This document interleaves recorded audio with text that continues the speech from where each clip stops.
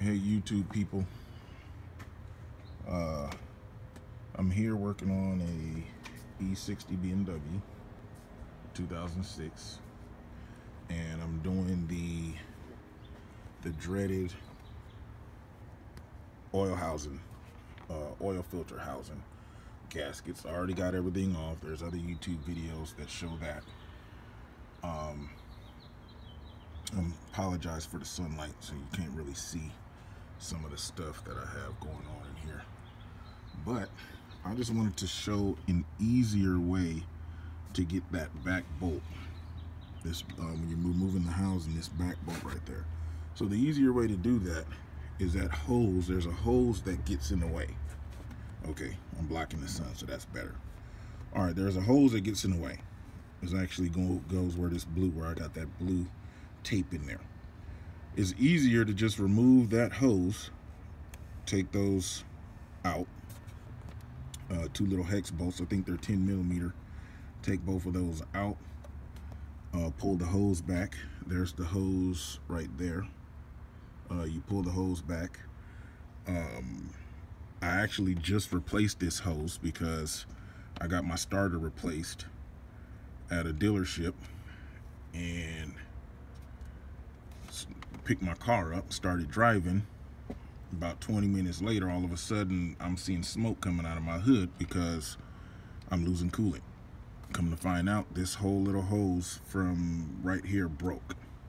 So this is a new hose for me, which runs down into the thermostat down on the bottom. Down in there, you really can't see it, but it runs all the way down there. And that I literally just did that about 2 weeks ago. Anyway, back to what I was explaining. So that's the easiest way to do it. Another thing I noticed is a lot of people never said if they drained the coolant or not. Some people, once they disconnected everything and took off the oil filter housing, you seen coolant, a little bit of coolant escape or whatever. I drained my coolant.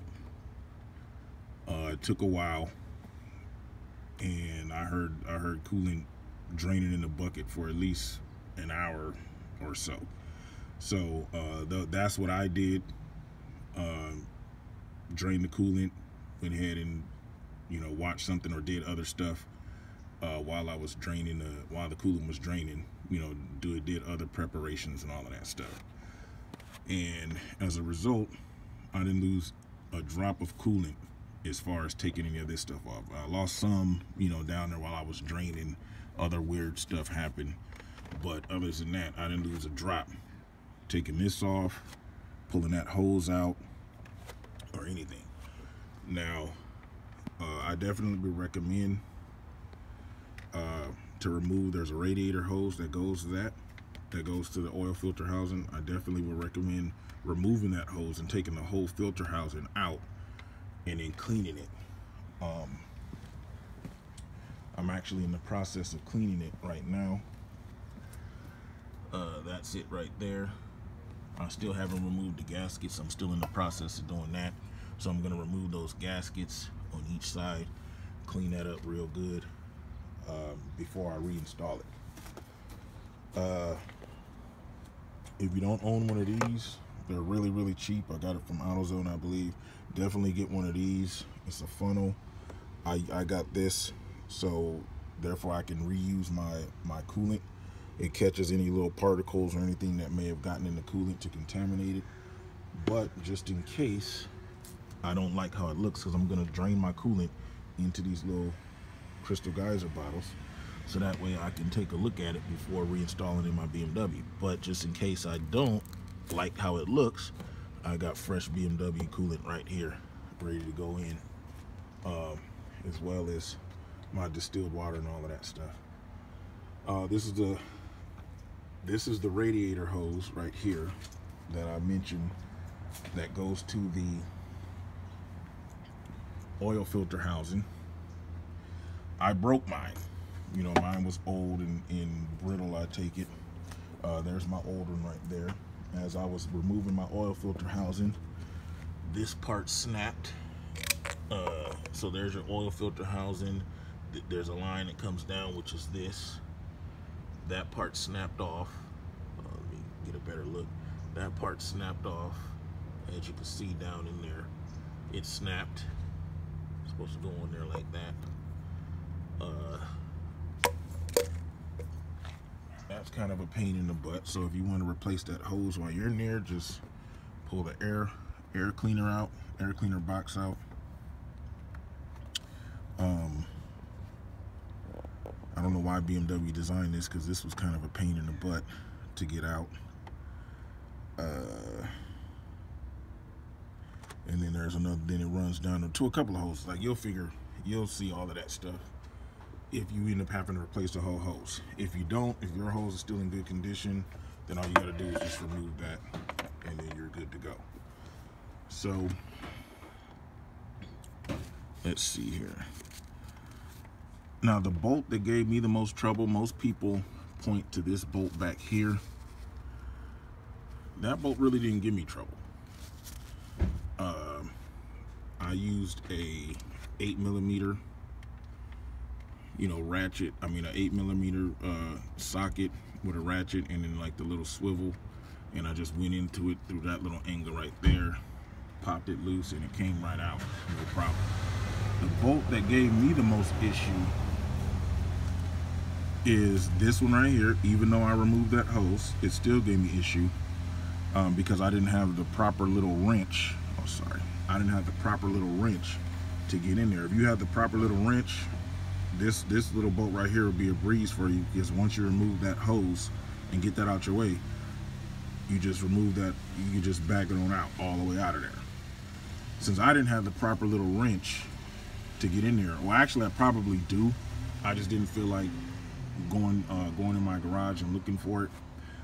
I just used the tools that I had available, that I actually had out here with me. So I ended up having a swivel with a long extension that came all the way over here. So I was basically ratcheting it through here, and that bolt came out. But the bolt that gave me the most problems, which I have yet to see a video where anyone else had these problems. I'm not sure if they got at it because they removed all of this in the fan shroud and all of that, which definitely would have gave me more room if I removed the fan shroud, but I did it. So that bolt that goes under there, is when the housing is on there and you got the two bolts up top and then the one underneath. The one underneath is the one that gave me the most problems. Every other bolt came off of here, no problem. Even that little pain in the butt one back there that everyone else seemed to have a lot of pain in the butt. But I thank everyone who put those videos out, because once I got at it, it was pretty much a breeze. So I'm hoping that this video definitely helps some people. Another thing that I did, since I was going to change my oil anyway, I drained my oil.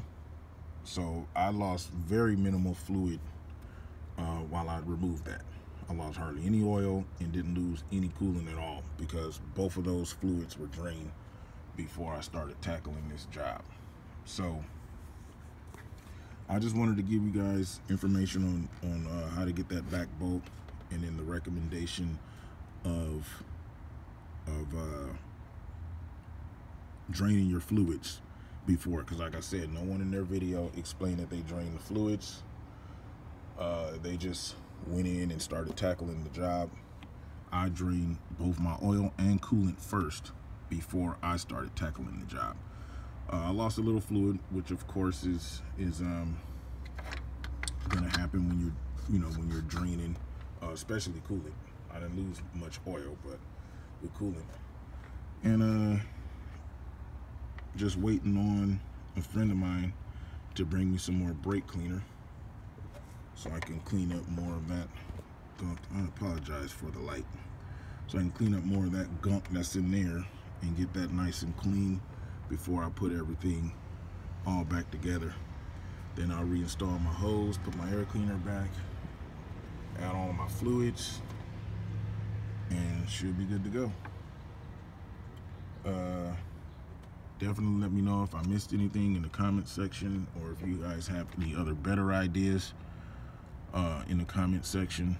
But I hope that this video helps someone, because I will say that I'm infinitely grateful to YouTube. It has helped me save tons of money working on my cars. The only reason I own BMWs and Mercedes is because the internet and the platforms that we have now, where we can all work on our own stuff and don't have to pay the dealer those astronomical prices that they charge us. But anyway, once again, I hope this helped you guys. Thank you.